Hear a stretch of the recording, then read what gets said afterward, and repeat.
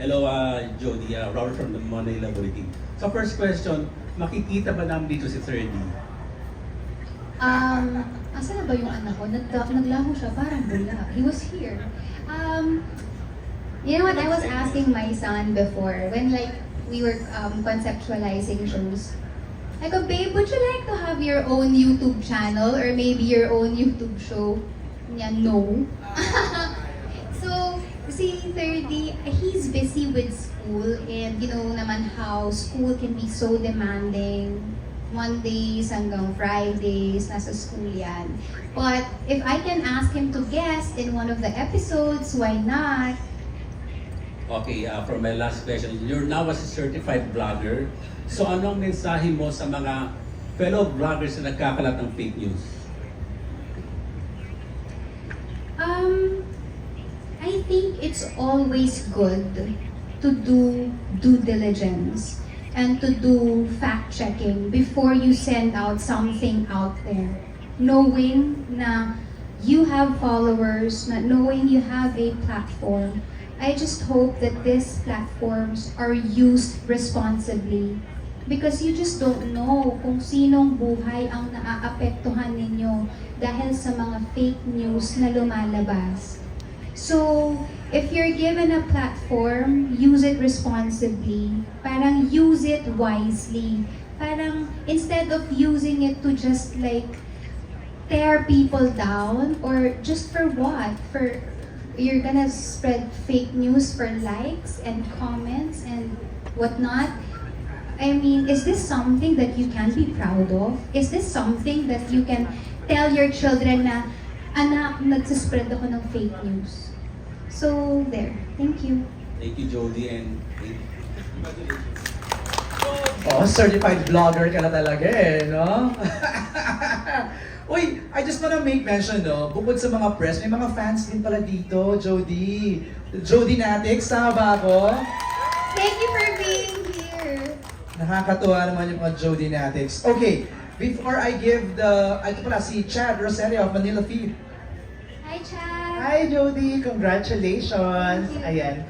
For sure, marami na yung gustong maging part ng YouTube channel mo, mag-guest mo, at gusto mo rin i-guest. Sino-sino yung mga gusto mong i-guest at saang show mo sila gustong i-guest at bakit? For me kasi, parang if there are people like interested in like not just guesting or maybe if you think that you have something good to share, then maybe we can actually not just do a collaboration but just to like maybe get you to be a part of the channel and have your own show, diba? So, yeah. Pero yung personal mong choice, Jody, sino ang gusto mong makasama sa travel?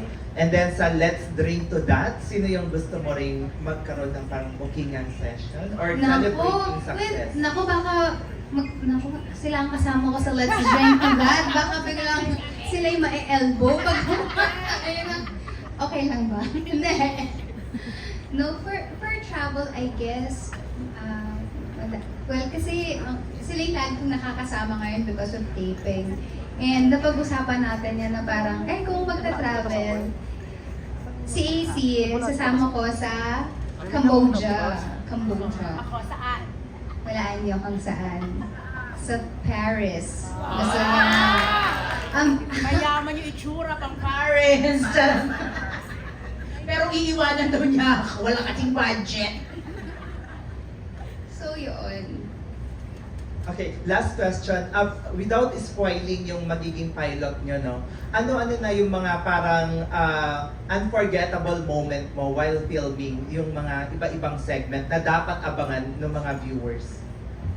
For Live Light, particularly, I can't say na parang I have a favorite segment. Kasi parang pakiramdam ko, lahat ng mga topics na nagawa namin for our first season, yes, isang season na yung natapos natin, are parang important for, for mga discussions, ganyan, something to ponder on. With Let's Drink to That, every taping day with these two is just like, parang fun. Minsan nga, lumalagpas na kami dun sa time namin kasi nauuna pa yung mga chikahan. And but what we really want to highlight sa Let's Drink to That is the stories of yung mga people na fini-feature namin. Their stories of victory na hindi lang sila or family sila, but then tayo din yung nagbe-benefit. At kung ano man itong sinasabi ko, kailangan abangan ninyo kung bakit tayo din yung magbe-benefit dun sa mga stories ng mga taong yun. And then for JSM Travel and Tours, may mga lugar kaming napuntahan, may mga cities kami na pinuntahan. Nag-start muna kami with NCR. Na-realize ko na, grabe no, pwede pala tayong mag-travel at makonsider mo yun na travel without riding a plane or maybe traveling too far. Kasi ang daming mga hidden gems, even mga, let's say, small cafes, mga startup businesses, mga art galleries na hindi gaanong napag-uusapan. So, parang yung mga tipong isang jeep lang nandun ka na, mag-e-enjoy ka at marami ka pang matututunan. Thank you and congratulations. Thank you. Thank you, Chad. Now we have June Lalin. Thank you, MJ. Yan, Jody, ang bongga. Ang in-expect namin, nung papunta kami dito, hindi ganito kabonggang YouTube channel. Pero may mga iba-iba kang shows. Mukhang lalaki pa, di ba? Pero talagang gastos. Hindi ka ba nasi-shock? Kasi feeling ko, it's so hard na, na mabawi ka agad, di ba? Talagang ang feeling namin lahat, eto nga si Vix Almasen, sabi niya, naku, mukhang napakagastos ng YouTube channel ni Jody. Well, tama ka naman dyan. Joke lang. Well, it is an investment for me. I am investing in the show because I believe in the show's cause. And naniniwala, kasi it's something na pinaniniwalaan ko talaga. And gusto kong pasalamatan ng aking production manager because sobrang galing niyang mag-budget. Salamat for keeping our costs low. And syempre, kung nakikita nyo ngayon sa place kung saan natin ginagawang official media launch, gusto nating pasalamatan yung mga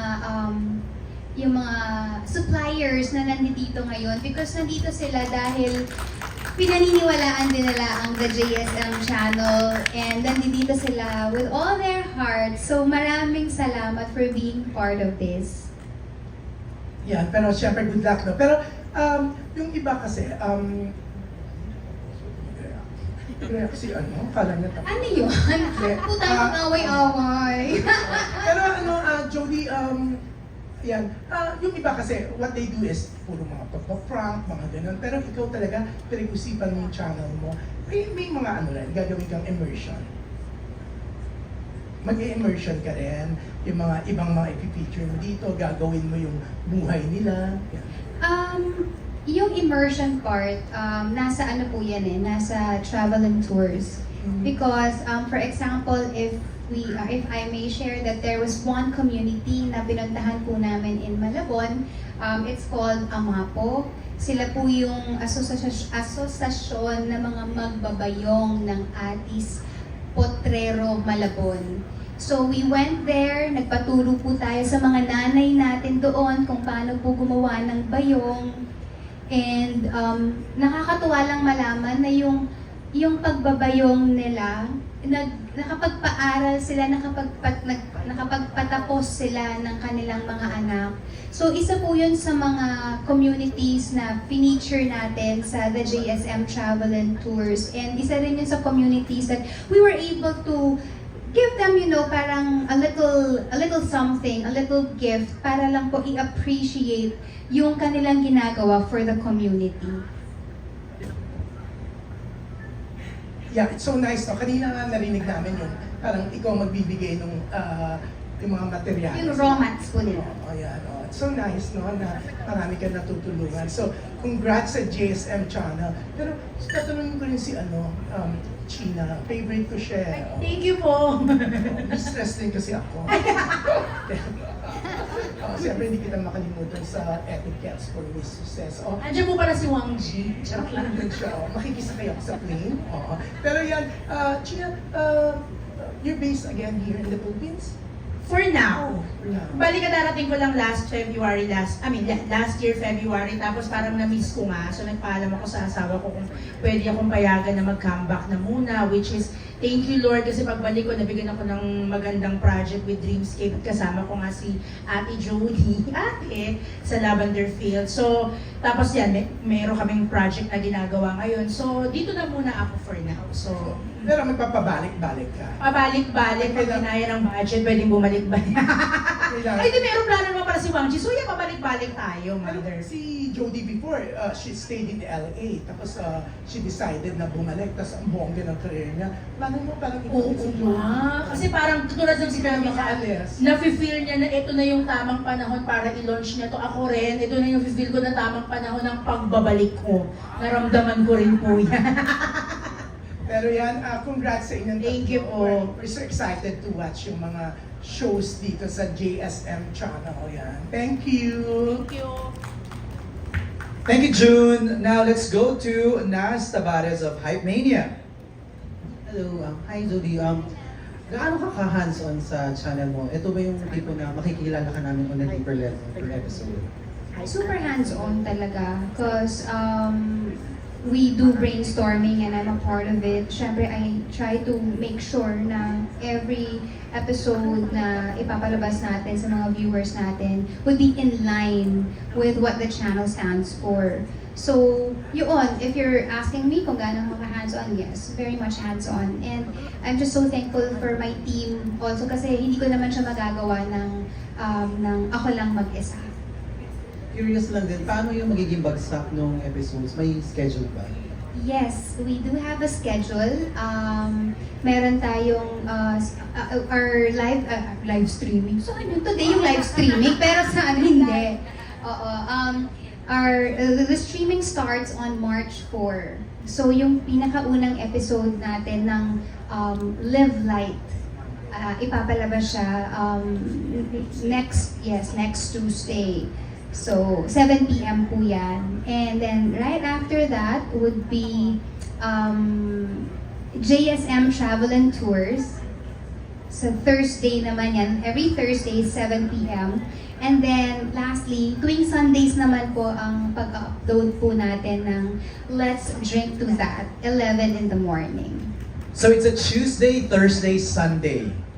No? 7 p.m. yung Tuesday and Thursdays, and then 11 a.m. yung Yung Sundays. Okay, got it. Thank you, Nas. Maraming salamat. Let's move to Nikki Wang. We have down to our last 3 questions na. Si Nikki naman. Thank you, MJ. Hi, Nikki! Hi! First of all, congratulations sa iyong YouTube channel. And I'd like to commend the venue, the setup. Chill ka ba? Very Diba? chill. That's what we want. Parang kaya sa La Union. Anyway, on my way here, pagpasok ko sa venue, ang una kagad ko nakita yung tagline mo, evolve, inspire, explore, and you have already explained that. Pero una ko naisip agad, related to you, you have evolved as an artist, you have inspired people with the characters that you have played, and now you're exploring, different facets of your career with your channel. Is there something that Jody Santamaria cannot do? Or is there something that, you're afraid to do as an artist? Well, marami po akong mga bagay na hindi kayang gawin. Number 1, hindi ko po kayang tumulay sa alambre. Hindi ko po kayang lumulon ng bubog. Joke lang. I think, wala naman pong perfect na human being or superhuman na kaya mong gawin lahat. It's really just a matter of knowing what you can and cannot do. It's also about being intentional with what you're doing. Kasi that's where you put your energy in eh. warrior energy too. So it's about being intentional and just having the wisdom to know kung ano yung gusto mong gawin, kaya mong gawin, at hindi mo kayang gawin. And for me, it's also parang an endless pursuit for passions. And you know, parang minsan dun sa journey ng buhay ko, may mga bagay akong nadidiskubre na hindi ko inaakala that would turn into, you know, a passion. And that is something that like I would pursue. And it's so nice that this channel is not self-serving. Kasi it's not just about you, it's also the people you're with, the people you work with, and the community that you want to serve. And you mentioned that JSM stands for Journey, Stories, and More. Siguro ang question ko na lang, since this is not just about you, you have your co-host here as well. Can you share a story? Paano nyo parang pinili sila as their co-host for one of their episodes or shows? O bakit ang dami naman? Bakit sila? Wala, hindi ko din alam. Baka sila. We actually had, you know, parang a meeting na, kasi originally, hindi siya, parang isipan, oh, what if parang akong newscaster doon, tapos may mga nagpa-flash na mga good news sa screen. Yung ganun nga, yung very reporter type, kasi what we're reporting naman, mga good news to. So, gawin nating news desk. Yun yung original plan for Let's Drink to That. And then they said, but Judes, yung isang show mo is ikaw lang yung nandun sa Live Light. And then ikaw lang din yung nandoon sa JSM Travel and Tours. Tapos ikaw pa rin yung nandun sa, parang dapat yata kahit papano merong variation, di ba? Na hindi naman puro ikaw lang. And then they suggested na, what if si Let's Drink to That, magkaroon ka ng co-hosts? Sabi ko, okay.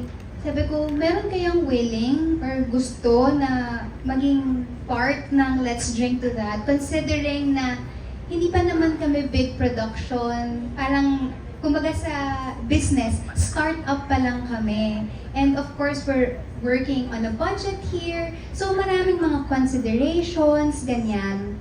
And then, it was actually the team who parang list down people, and then we tried to narrow down choices, and then, I said, bakit hindi si Gina?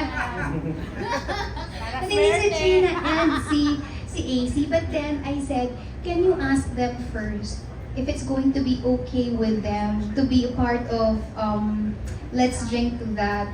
And then I told them pa, sabihin niyo na maganda yung purpose ng channel para umuha sila, para alam mo yon, parang they're going to be part of something big. May pagganan pa. But yes, and I'm just thankful to AC and Sheena for saying yes. And Nikki, what you said was so true na life shouldn't be about us lang. Because ako talaga firm believer ako that no man is an island. Parang we were like born to be in a social relationship with each other and to make sure that no one gets left behind. And yun din yung maganda sa channel na to, yung pagiging inclusive din niya. Thank you. Let's get na lang kay Sheena and AC. I understand that it wasn't easy, yes, for you to be part of the show, pero how do you feel na you're part of a program or Ito. program with Jody? Uy, sobrang nakakakilig, ate. Siyempre, hindi kasi yun nga, parang, of course, hindi na, magpapaka-fan ako, ate. Sobrang, one of my favorite actresses, hindi ba? Parang sobrang, Gayahin mo nga ulit yung linya ni Jody. your daughter. Ganun na. Di ba? Parang 2 years ago na yun, 3 years ago na. Tapos parang, fast forward to, di ba, 2025, mga katrabaho si Ate Jody. Parang, yun again, katulad ng sinabi ko kayo, parang ang hirap humindi. Na parang, although, yun nga, paano ba to? Paano ba siya magiging positive yung show? Ang dami ng negative sa mundo ngayon. It's so easy na tumingin dun sa negative, gumawa ng masama, isipin kung ano yung mga hindi makakabuti. Pero, again, it's a choice, hindi ba? And you can choose to be good, hindi ba? So, yun yung lagi kong napipick up dun sa show. More than the, ay, nakakatrabaho si Ate Jody. Yun yung isa siya sa mga sa mga resolutions ko sa this year. Sabi ko, parang gusto ko mas maging kinder than ever before. So yun yung nakukuha ko every single shooting day. Yun po. Ako naman, seryoso. Hindi, kasi ako, masayang-masaya ako na nakatrabaho ko rin si Jody. Sinasabi ko nga lagi sa mga interview ko na manifest ko talaga maka-work siya. Kasi sa US pa lang, pinanonood ko yung yung Be Careful. Natagal din ng Be Careful, pero pinanood ko talaga minarathon ko yan bago ko magpunta dito. And then I said, makaka-work ko talaga yan si Jody. Ulit, kasi nagkasama kami sa Love You With An Accent. Then pag uwi ko, nakasama ko siya ulit. And then after that, hindi lang pala yun, masusundan pa pala. So nung kinontak talaga ako, wala pa akong alam na information ko anong gagawin. I just said, okay, go, push. Kasama ko siya, maging ako, go! Ganun talaga agad, wala pang alam. Sabi ko kay Jody kung ano man yan, push ako dyan. Totoo yun. And then, nung malaman ko yung content, yung mangyayari, ano bang meron, syempre sinabi ko, ay, hindi naman pala magiging mahirap. Kasi kung GB-GB lang, ayun din naman ang laging pinoportray natin sa social media. Hindi rin ako mahilig yung mga parang, may mga kaniga-nigahan, yung mga ganyan. Kasi naniniwala ko na kung puro negative din naman yung nilalabas, ma-attract mo din yan eh. So parang, I love the idea na parang we're giving positivity sa tao, ina-uplift namin kumbaga parang, yung mga ginagawa nilang inspiring stories, lalo pa namin parang binibigyan ng parang justification na, oo, dapat nga ganyan tayo. Ganyan dapat. So that lahat ng nakakanood, ma-attract din nila parang oo nga kung sila kayang ganun, bakit tayo hindi? So napakaganda talaga nung episode ng, let's say, hindi ko episode, nung Let's Drink to That, kasi puro siya inspiring stories na i-share sa inyong lahat. Thank you, Gina. I'm here all the way at the back. Right here. Kasi ang next na magtatanong si Alex Brosas. Hello, I have a question for China first and then Jody. How long, for China, how long Hindi ko po alam kung gano'ng kahaba. have you, are you friends with Jody? How long? Since nung Love You, 2022. Pwede to ba? Yeah, kasi naging close kami dun sa Love You With An Accent na movie with Coco kasi magkasama kami sa house, like for almost more than a month, no? Tapos lagi kami magkasama and then na-feel ko talaga na super duper warm niyang kasama. Hindi niya ipaparamdam talaga sa iyo na parang, eto ako, hello, Jody ako, big star. Walang ganun eh. Hindi ganun eh. Yung parang, syempre ako po, ang tagal ko nang hindi umaarte, ang tagal kong nawala. So nung nakita ko siya, parang hindi ko alam kung ano ikikilos ko, natatakot ako kasi baka mamaya, di ba? Yung ganong feeling. Pero nung nag-start na kami, sabi ko, oh my God, siya pa nga gumagawa ko nung naglalagay ng lapel ko, nag-aayos ng salawal ko kapag hindi maayos. So, yung short, yung basta lagi mo ko inaayos, yung ganong peg ko, so sobrang love na love ko talaga si Jody. So that was a long time ago and then you worked sa Lavender Fields. Opo. Having worked with Jody sa Lavender Fields, what were your startling discoveries from then to now? Paano po yung startling ito? I don't repeat my questions. I'm not in the habit. Oh my God! Ang hirap naman ng question. Hindi, pero ako, sa totoo lang po nung nakasama ko si Jode sa Lavender, which is I'm expecting na makakasama ko siya. But for me, hindi ako nahirapang makatrabaho si Jody sa Lavender Field. And I believe lahat din naman ng mga co-actors namin is ganun din po yung masasabi. Is pag nakasama mo si Jody sa trabaho, is yung parang happy lang, happy set lang. Hindi mo mararamdaman yung parang ang layo mo sa kanya. Tsaka tinuturuan ka niya. Tsaka like when meron tayong eksena na heavy drama, syempre parang komedyante po ako eh. Parang, paano ko aarte dito kay Jody? Parang nakakatawa ko, baka matawa siya sa akin. Pero hindi napakagaling niyang umarte kasi kahit nagbibiruan kami, nagtatawanan, pag shift niya nung acting niya, umiiyak na po talaga siya ng bonggang-bongga. Ganun po talaga kagaling si Jody Santa Maria. Sana mahawaan mo ko ng galing mo sa pag-arte. Aray ko, yung baba ko naman sis. To Jody, there are YouTube channels which feature insanely funny episodes. There are mundane episodes. There are not so funny episodes. How will you veer away from these episodes which ang purpose is to entertain, to just entertain at whatever cost? What I would say about the JSM channel is that the JSM channel does not intend to be funny, but it intends to be fun. And our intention is really to, like what I said a while back, is to be able to entertain our viewers with our stories that we feature on the show. But that doesn't necessarily mean that you have to be like slapstick to do that, because you can entertain while at the same time spreading positivity and being, you know, a source of joy to them na hindi niyo po kailangan magpatawa. So entertainment, I believe, comes in different forms. Thank you. Thank you. Thank you, Alex.